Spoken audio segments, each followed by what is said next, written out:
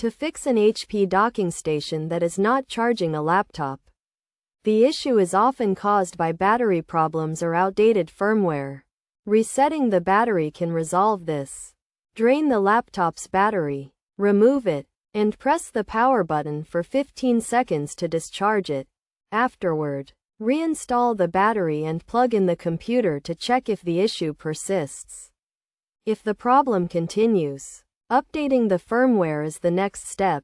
This can be done by opening the HP Support Assistant, clicking the Updates tab, and scanning for available updates. Select the update related to the docking station.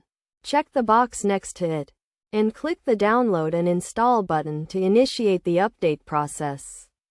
Alternatively, visiting the HP Support website, entering the docking station's model name in the search bar, selecting the docking station, and downloading the available update can also resolve the issue.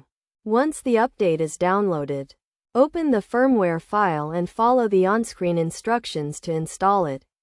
After completing the update, restart both the laptop and docking station to check if the problem has been resolved. By following these steps, the issue with the HP docking station not charging the laptop should be fixed.